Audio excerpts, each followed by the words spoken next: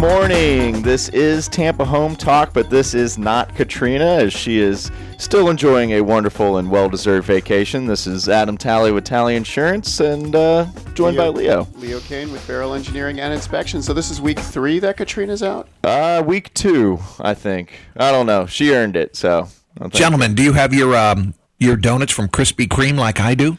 No. Not yet. That's on the way out. Oh, well. Yeah. The fine folks from Krispy Kreme here on 4th Street, because it's National Donut Day. Oh, I'm having this delicious, very warm glazed donut. Now, now it always says it's hot and ready. I don't necessarily trust that sign every time I drive by, but Little Caesars that said hot and ready. Mine was hot and now it's gone. Fair enough. Fair enough. What? So you're Krispy Kreme over a Dunkin' fan? Then I take it? Without a doubt. Interesting. How about you, Leo? I don't do donuts, so I would guess I would. No, he's missing out on a piece of heaven. I guess I would have to go with Dunkin' because they do bagels. Oh, well, fair enough. Fair enough. I respect that decision, although I don't think their bagels are the best. And no. I would definitely stick to Einstein or Brandon Bagels, actually. Brandon Bagels is fantastic. If you're in St. Pete on 4th Street, St. Pete Bagels, also very good. Wait. This is National Donut Day. We don't need to talk about bagels on National Donut Day. Give the donut its due process. Fair enough. It's one day out of the year and you're talking about bagels. It's Donut Day. Fair enough. It's also 4-point inspection day with Leo. So we figured since Katrina's gone and we have an insurance expert and a home inspector expert on the show today, which happens to be Adam and myself, that we would talk about the 4-point inspection form. But I know we've covered that form in the past where it's covering the roof, the electrical, the plumbing, and the HVAC. But we wanted to go more in depth into each category on when I report that something's a defect, what does that actually mean for the insurance carriers? And are they going to not give you insurance? Are they going to make you do the corrections? By category. I mean, like roof's an easy one, so we can start with that one to just kind of do the warm-up. Absolutely. Some of the other ones, because you have so many check boxes, what do they all actually mean? I think it's great, and let's take it away with the roof. And the big thing that I see, and this is the number one thing that insurance carriers are looking for, other than obviously it doesn't need to have any damage. First with what the 4-point is. Oh, fair enough. Yeah. Okay. Well, I thought you just dove into that, but go for it. Yeah. So the 4-point inspection form, there are 2 different types of inspections that are used by the insurance companies: the wind mitigation and the 4-point inspection. The way I like to describe them is the wind mitigation inspection is what we can do to help you save money on your insurance. And the 4-point inspection is what we can do to make sure you can't get insurance. Absolutely, yeah. So WINDMIT is all about credits. 4-point is all about eligibility. Right. And the nice thing about the WINDMIT, if you had your roof replaced since 2002, you spend $50 to $85 to get this wind mitigation inspection done, and then you save hundreds of dollars over the course of 5 years. It's the number one inspection we do that has the biggest rate of return on the payback.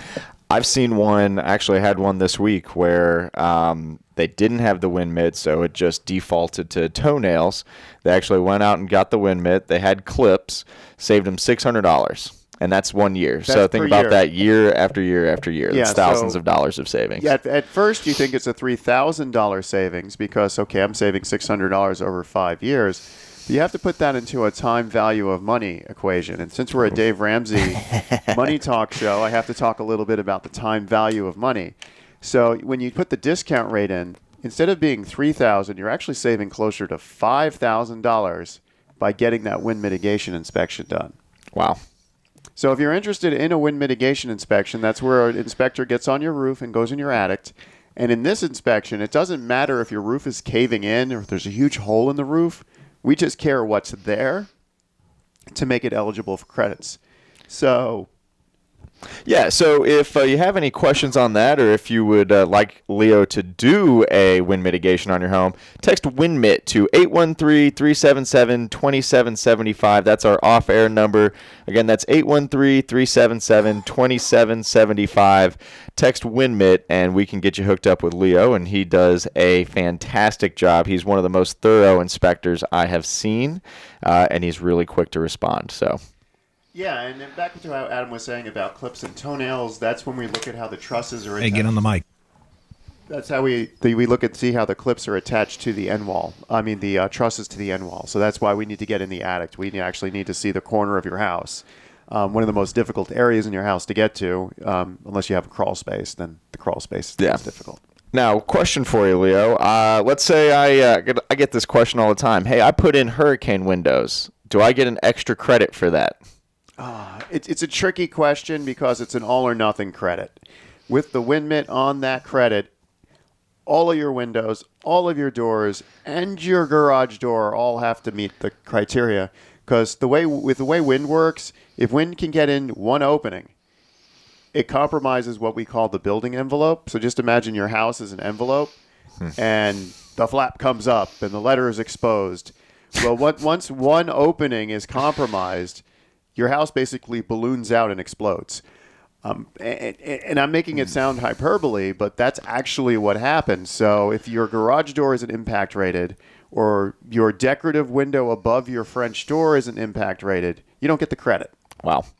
Now, something else that makes a huge difference, and definitely on premium, at least from what I see, and I know it makes a difference, and this is why it makes a difference as far as what you just talked about with the compromising the envelope, so to speak, is a hip roof versus a gable roof. So the difference between a hip and a gable is if you're looking at your roof and the top of your house looks like a pyramid, that's what we call a hip. If the top of your house looks like a triangle, and now you're going to say, well, pyramids are triangles. But if it looks like if you're facing it and you can see a triangle versus if you're facing it and you see a pyramid, if you're facing it and you see a triangle, that's a gable. And because you have roof lines that are elevated, the higher up you go, the more susceptible to wind damage you are. So when that wind is whipping on a gable, it's more likely to rip that gable wall off. So just imagine that triangle getting ripped off and then your house exploding. Wow. Yeah. And is there what's the percentage that it can be hip to get the credit? It's 10%. So some architects go crazy and give you these, we call them decorative dormers. So you have a pyramid overall, but you've got these cutouts for your fancy just windows that are constantly leaking. You have roof leaks during rainstorms because of these weird decorative cutouts they've made. If the total perimeter area, math time with Leo, if the total perimeter area is more than 10%, then you don't get the hip credit. Now, real quick, before we dive into the 4-point and the roofs, when we evacuated for Irma, we went to a friend's house, brand new house, right? It was, it was hip roof, had all the stuff, hurricane windows, even had a generator, so we knew we were pretty safe. Nice. And obviously, Irma missed us a little bit, so we didn't get really the full brunt of it. But sure enough, they had a little leak, and it was actually coming through the vent in their bathroom. Oh, I believe it. Yeah, we see that all the time. I actually had an appraisal, not an appraiser, but when the act of sending an engineer out to argue with an insurance company at a house is called an appraisal. Go figure. Yeah.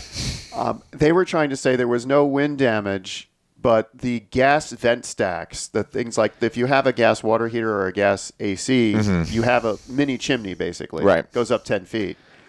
They were like at a 60-degree angle, and they're like, there's no wind damage on this roof. I'm like, what makes the vent go 60 degrees off straight? Yeah, they didn't build it like that. Yeah, they definitely didn't build it like that. The building department didn't approve it like that. So yeah, those vents that are sticking up, Florida Building Code says even the plumbing ones, even the ones so you don't get the backdraft of methane in your bathrooms, even those have to go 6 inches above your roof. And that above your roof is where the wind can just start whipping because it's just free range to hit it. Now, when we're going to dive into the 4-point now, and obviously the roof is one of the main things on the 4-point, and I think you just touched on something that's kind of key and that I see a lot, at least in some 4-point inspections.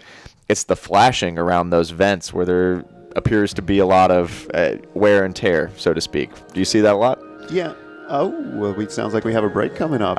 That's great. Quick story from yesterday. So we had a tile roof. Tile roofs are supposed to last between 50 and 100 years. Now I'm saying that's a big span because like humans. Not in Florida, but but that's a huge span though if you think about it. 50 to 100 years. Yeah. I mean, why can't it be like 25 to 28 years or 25 to 30 years? 50 to 100. The reason why is your flashing start to fail. With the way they do tile roofs, they actually put foam underneath the tile to hold it. So when the water starts getting in there, it expands the foam and actually pushes the mortar. Oh, interesting.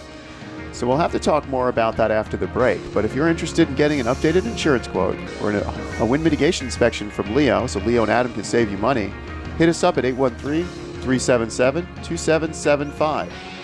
And we'll be right back after the break.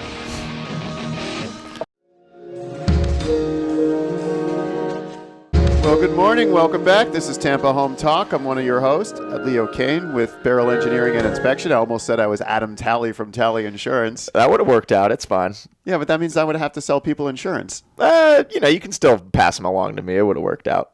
You know a little bit about insurance. You handle all the back end stuff. Yeah, so you probably know more than most. Yeah, I do. I'm dangerously knowledgeable in insurance, but just not in the way that Adam likes me dangerously knowledgeable. Well, there's what's dangerous is sometimes you get people and they start asking you questions and they're like, well, my uncle used to sell insurance back in the day, and he told me I should look out for this. And I always ask him, well, why did he stop selling insurance?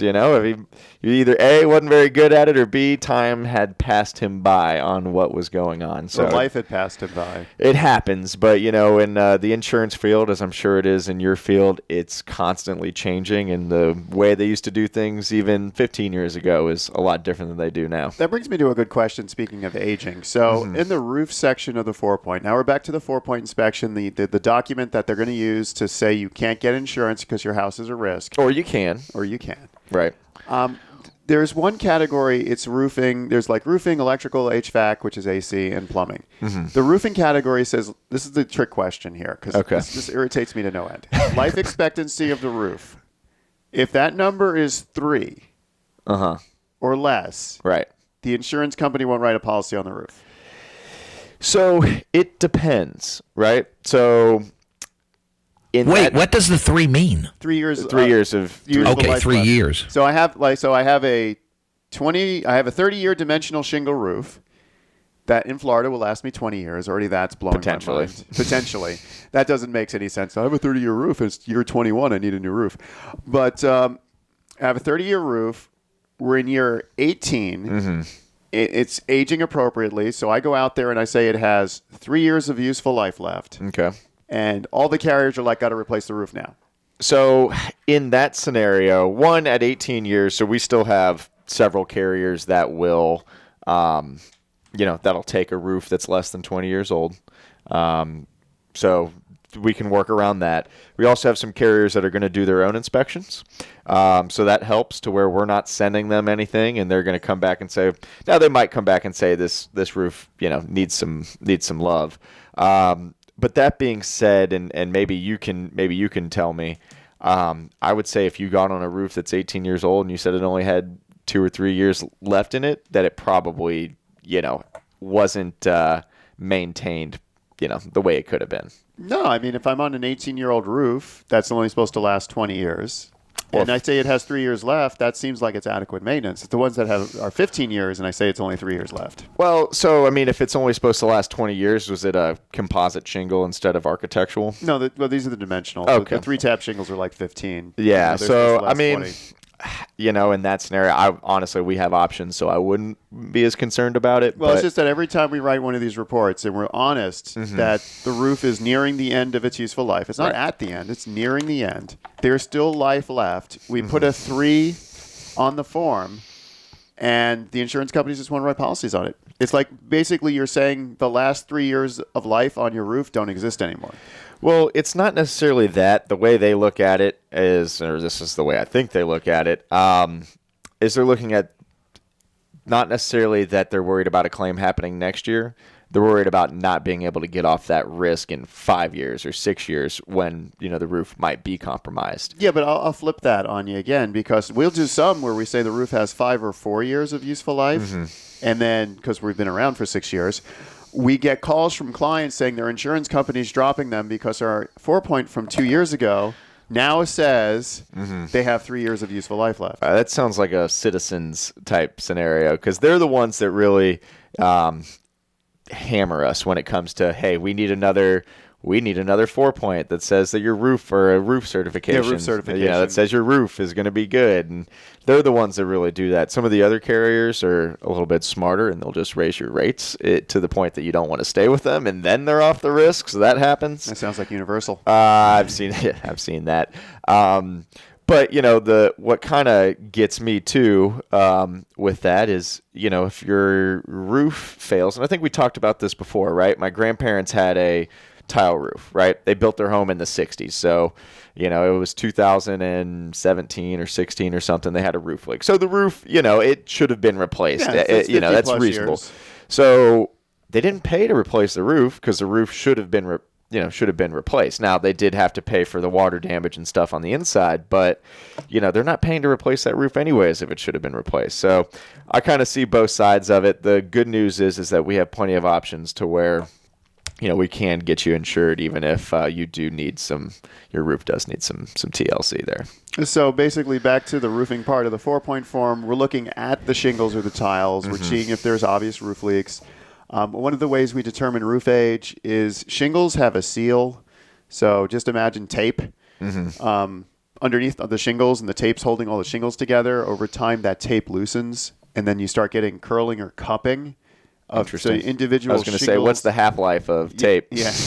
The seals actually start breaking within 2 to 3 years after they've been placed on your roof. But when they get near the end of the life, the edges of the tape start breaking. The seals are broken, and the shingles, the edges start. I'm using hand gestures for those in radio land. But just imagine my hands are flat and together, and then I'm kind of curling up my fingers that are spread apart. So looks like he's holding a cup. Yeah, pretty much. It's called ready cupping. for communion. Ready for cupping. So we look for that. We look for the missing shingles. In the extreme cases where the shingle seals have completely broken and we've had a wind or hail event, we look for creased or blown off shingles. In the inside, we're looking for leaks. And then that's pretty much the extent of the roof leak inspection. With regards to the interior, sometimes we have ceiling staining. We can get around calling it a roof leak if we hit it with a moisture meter and say that it's dry. So some other firms out there just see the staining and say, you've got a roof leak. Good luck getting insurance. Great, yeah. We go the extra step to verify it's wet. Some inspection firms don't want to bring a ladder inside and use a moisture meter because the ladder takes time and the moisture meter costs money.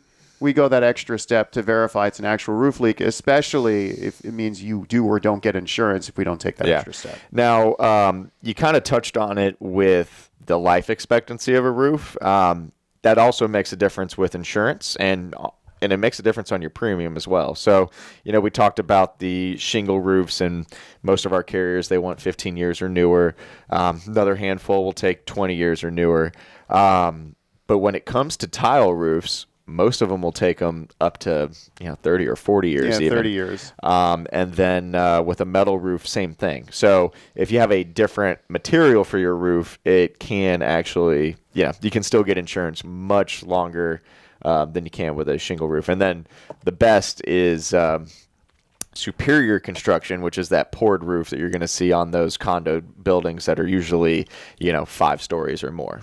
You know what I get a kick out of is the people that advertise that they can come up on your roof and they'll pressure wash it and clean off all of the dirt and all of the mildew that's grown on your shingles. And for a while, until I got to do this show and talking to you guys, I used to think that was a good idea. No, it's a bad idea. That is a horrible idea. I mean, I hear people go up on their shingle roofs with a leaf blower to get the leaves off during oak season. I'm like, you realize the leaf blower brags it's Category 5 hurricane force winds. So that's what you're doing to your roof. You're subjecting it to Hurricane 5 category winds to blow your leaves off the roof. Wow, I didn't know that because I've done that to my mother-in-law's roof. We do it kind of a lot. Well, think about it. Looking at the box for the leaf blower, it brags about what hurricane strength it is. Just think about that the next time you're about to leaf blow your roof. Interesting. So what would you say if somebody wants to, let's say they live in, like a lot of people do around here, they live in a neighborhood where there's a lot of big oak trees. What do you recommend they do if they want to help maintain their roof, make sure it lasts a little longer? Well, I hop up on the roof. Usually the leaves are they're gonna deposit themselves in the valleys. Mm-hmm. That's where 2 different roof planes meet, and then it's sloped down towards the exit. It's also a weak point in your roof. The leaves like to sit there, collect water, get wet, deteriorate the shingles, rust out the metal, and you start getting a leak there. So since we know they're mostly going to hang out in those areas, you can walk your roof and you by hand just remove those leaves. Okay. That's the way to do it.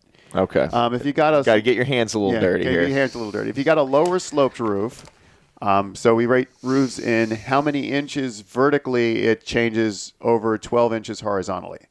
So let's say you have a lower sloped roof. You have a 3, 4, or 5, 212 roof. That means I'm changing 3 inches to 5 inches every horizontally or vertically for every 12 inches horizontally. In those roofs, you might actually have some leaf buildup in what we call the field, which is just a big open section of roofing. Then you walk and you pick up those leaves as well. I mean, it's a good afternoon. I think we're gonna need to add. I think we're gonna need you to add some like diagrams and stuff to the YouTube video so the people at home can understand. Because I mean, I took a lot of math classes. I know you did, but that's some people listening in their car might be going, "Huh, that's great. I didn't really think about math on a Friday, but it's awesome." And yeah, definitely. That's good tips there. I just like how Bill Nye can explain this. But he has diagrams and he has Are we not on Facebook today? No, I don't know how to use Facebook. Oh, okay. And the computer's over there. We should figure it out. Yeah, we'll work on that possibly for hour number 2. We got some experts coming in that are with real good media. with that stuff. Speaking of which, we're heading into our second break. So when you get a hold of Adam or I, it's 813-377-2775.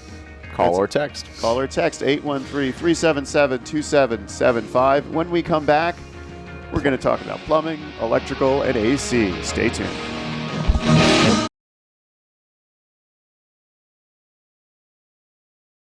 Welcome back to Tampa Turn it Home up. Talk. This is Adam Turn it up. Talley Insurance. Turn it up. By Leo Kane of Barrel Project Engineering, and today we are talking all about 4 points and how they can help and or hurt you when it comes to getting insurance. I figured since we spent the first half hour talking about how complicated roofing is, and I gave you lots of math, we should jump right into air conditioning. Okay, I love it. Take it away. Because with air conditioning, you see there's an energy recovery ratio unit, and the way that's calculated is the efficiency of and none of that matters for your insurance. So I don't have to talk math with HVAC. Love it. You like the way I kind of let us in math land and I then did. pulled us out? I did. I love math hour. When you stare at the math abyss spits numbers at you. Anything's better than econometrics, so. Yes, those are guessing numbers. Yeah. So the thing with HVAC, that was the easy part. Is it working? Is it not working? Is it central AC? Is it a window shaker unit? Do you have a wood-burning stove? I've never seen a wood-burning stove used as heat in a house, but it's on every one of those forms. And it's a question on every single insurance application that we write. Do you have a wood-burning stove? Have you ever seen one? Not in Florida. Yeah, I was just like, and these are Florida forms. It's like, do you have a wood-burning stove? I'm like, I have actually been in an old house, historic, that had a hearth, but even that house had a window shaker. Interesting. So, yeah, do you have a wood-burning stove? And then the tricky question, though, there is a line on the new form that says the last date of inspection or servicing. Interesting. How are you going to know that? We've been putting the date we inspect the unit because that's a date of inspection. But what is the actual point of that line? Are we supposed to know the last day it was serviced? I guess. I mean, and where would you get that information from the homeowner? And if they're smart enough, are they gonna not tell you the truth? No, it should be once every 6 months. What I like in the commercial world for like not HVAC equipment, but for like motors, like generators, elevator equipment, that stuff gets inspected once a month, and there's a sticker on the unit or there's a book next to the unit, and they log the inspections and servicing dates. They have to. I think the insurance companies think normal homeowners are doing that with their ACs. I've never met one. I've never met one either. But now that we're having this conversation, I'm going to start because I have my HVAC person coming by early next week because I'm preemptively doing my 6-month checkup. And I'm going to have Jay Livingood of Livingood Heating and Air put a sticker on my unit. Nice plug. And date when he's doing the servicing. So when I have that question asked, well, we would still put the date that we're inspecting the unit because that's the inspection, but at least I'll know my 6 months. Because I called him up, I'm like, when's my last 6 months? And he needs to go back in his database to see if I had just had a sticker on the side of my unit. Yeah. Well, something else, and we talked about this last week as far as like hurricane preparedness. I said, hey, take some pictures of all your stuff, put it up in the cloud. Cloud's not going anywhere. Everything's dated. You can do the same thing with your invoices, receipts, that kind of stuff from anything that you're servicing. So that way you always have a record of it. It's not going anywhere as long as you don't forget your, email password. and you'll have it, and then you'll know. And then if something does come up, or you don't hire an inspector that's as thorough as Leo, you can go back to them and say, oh no, I actually did have this service 6 months ago. Here's the paid invoice. Here's the whatever the contractor put down. And you bring up a great point. I mean, a lot of times I'm looking at insurance claim denials, and one of the fastest denial statements they make is lack of maintenance. Mm-hmm.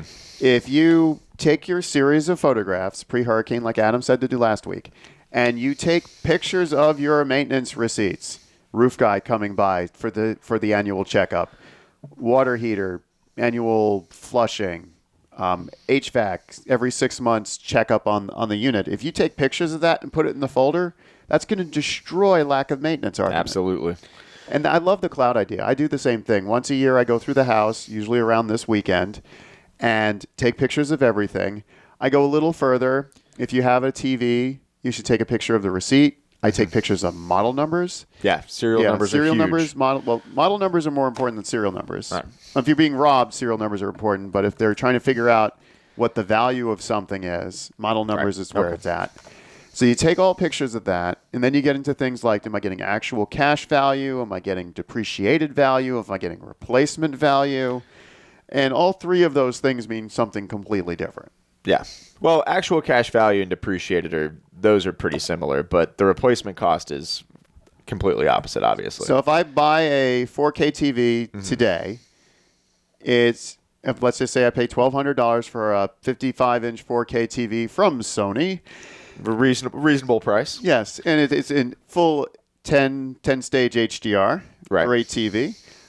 That same TV on Black Friday is going to be like $400. Yeah. And let's say my house gets injured in a hurricane in Injured. October. I love that you said injured. Injured. Let's say my house gets injured.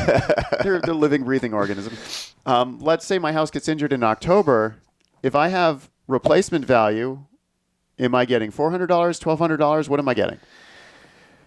Well, that's a good question. You'd probably be getting the $1,200. Honestly, they might just go out and buy you the same TV regardless of what that price is. But if I have depreciated value, what happens?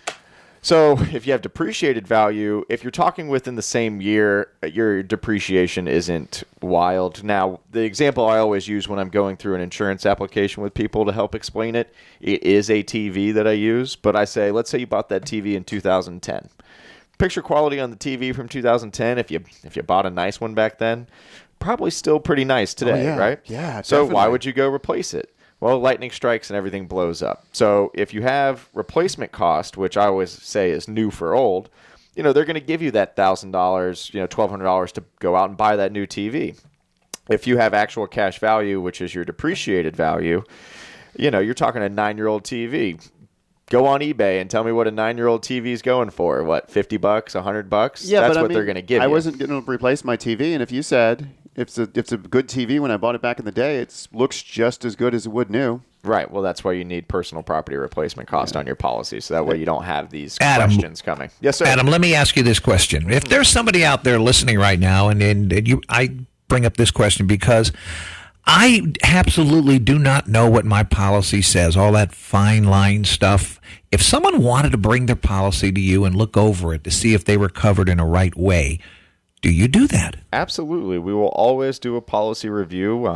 I have no problem going through it with you, explaining to you what you have.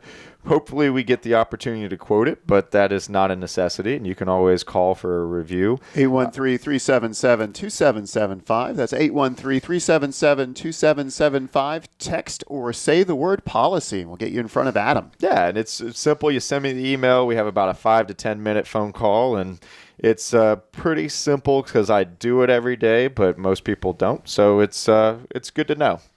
Yeah, and the question comes up with the replacement for new or for depreciated value. I wouldn't even know where to find that in my policy. So that would I need a guy like you. Yeah, and the problem is some carriers, they'll give you a really nice detailed declarations page where everything's listed out line by line.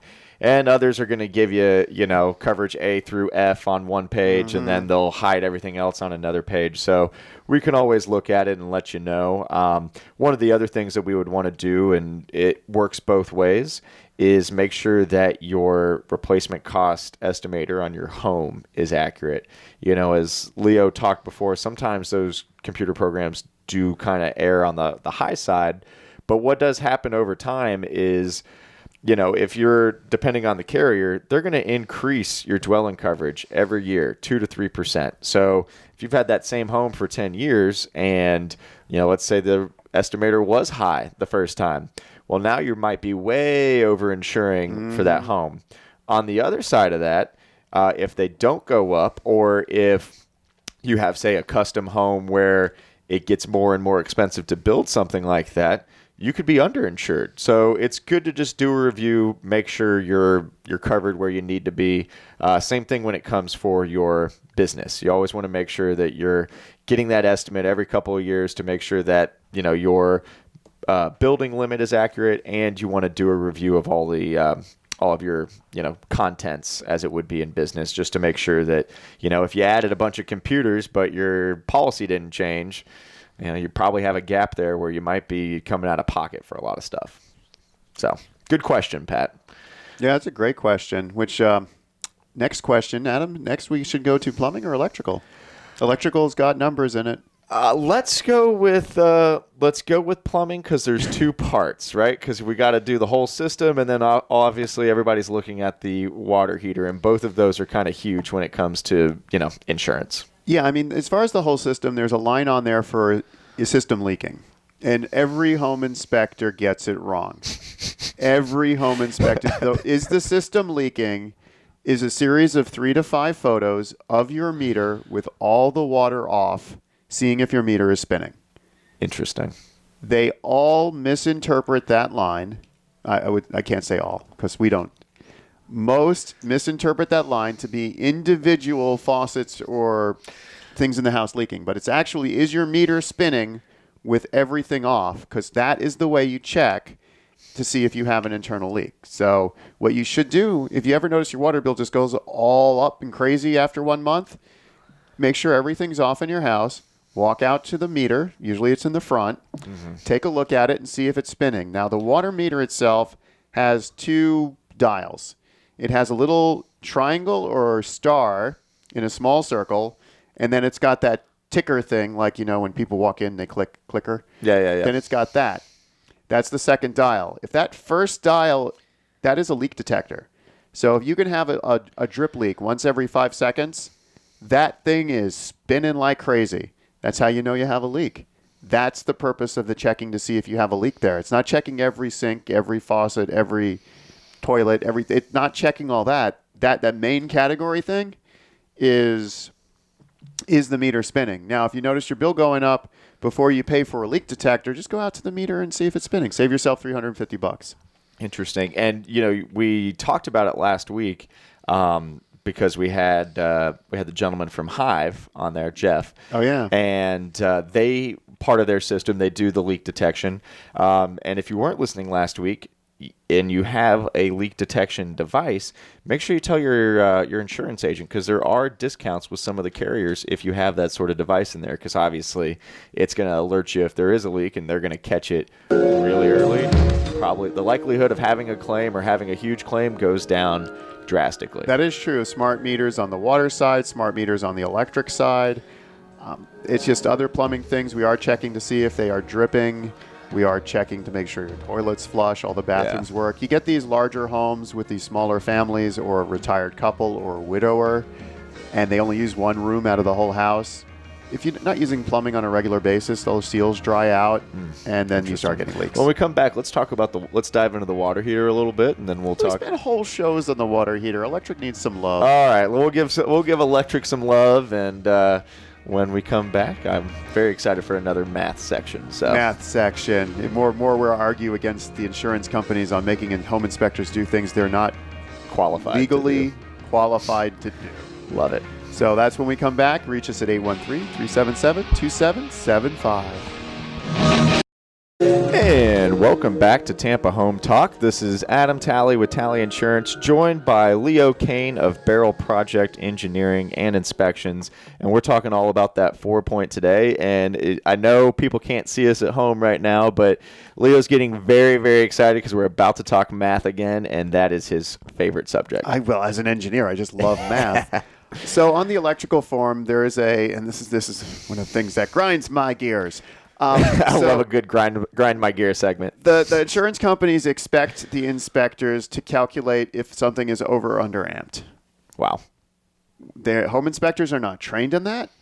Home inspectors, all ASHI, NACHI, and InterNACHI, they all say we're not supposed to do that.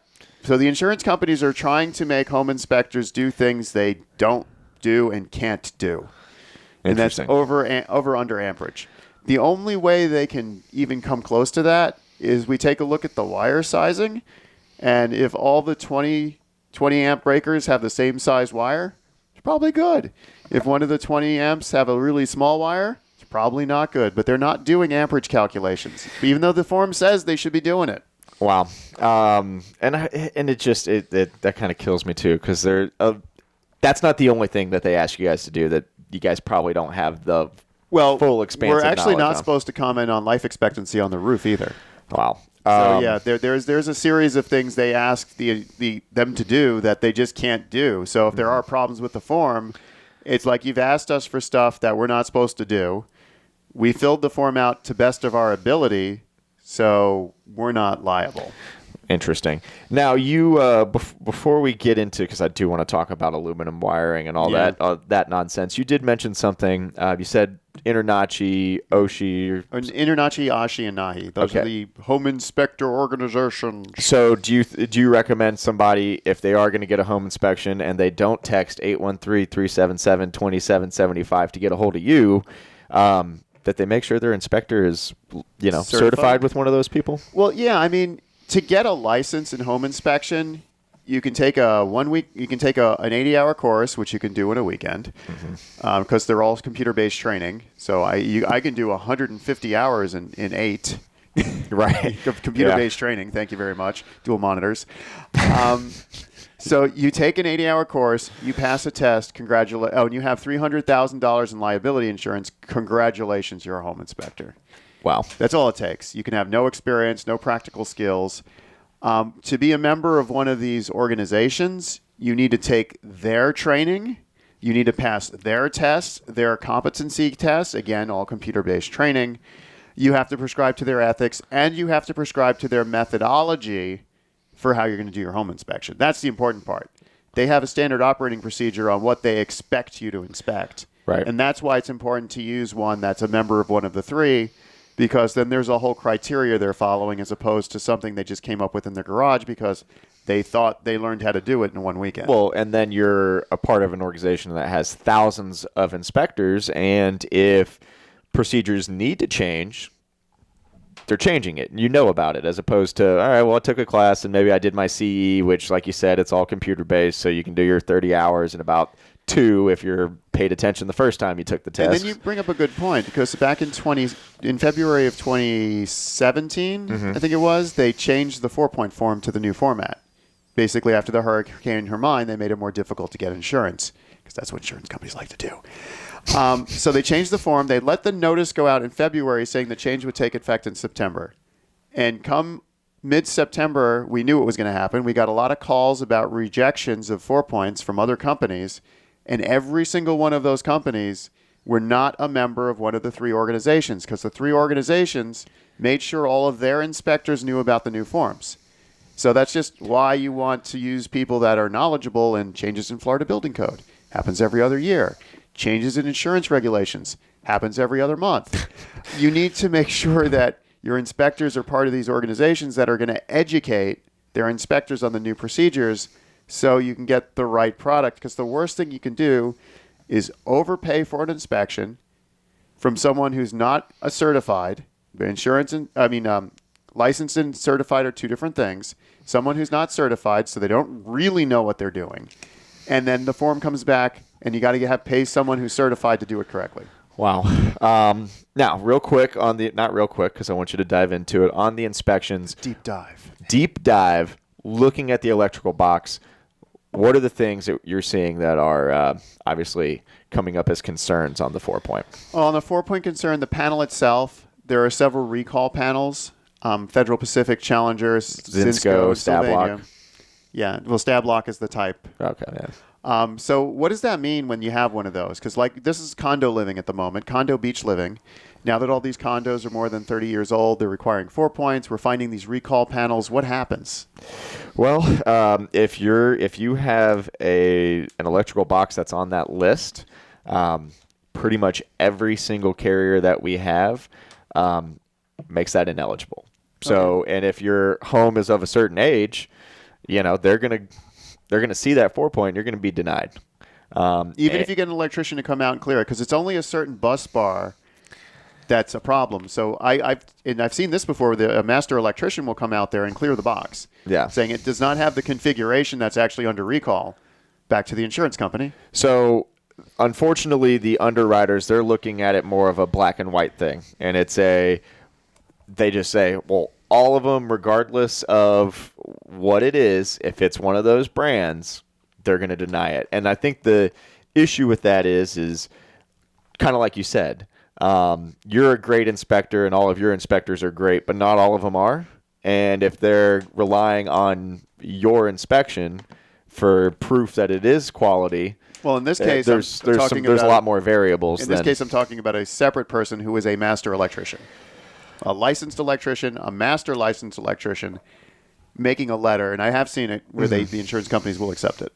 I bet it happens, and when it comes to that is going to really, what's going to be the main factor in there is the agent's relationship with that carrier and that underwriter.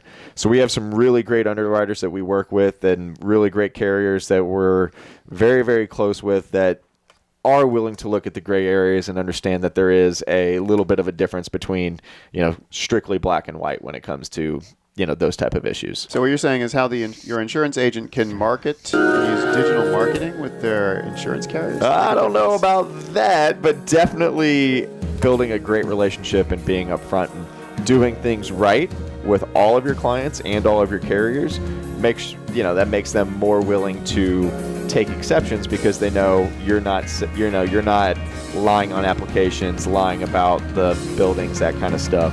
If you're honest, you're usually going to get a better result. Mike, can't get over this whole thing in my mind now. I'm just stuck on it. I might be stuck on it for the next hour about marketing, online relationships, forming relationships. Why don't we bring some guests in here to talk about it? I think we're going to bring some experts in. They know a lot more than us. So it's going to be great. I'd love it. I'd love to just ask questions and not talk for the next hour. There's going to be a lot of answers. So awesome. See you in a few. So we'll be back. This is Tampa Home Talk. We got Adam Talley, who's taking his microphone off on the air, and we got Leo King with Thorough Engineering and Inspections. This has been a fun hour. See you soon. Yeah. The preceding program.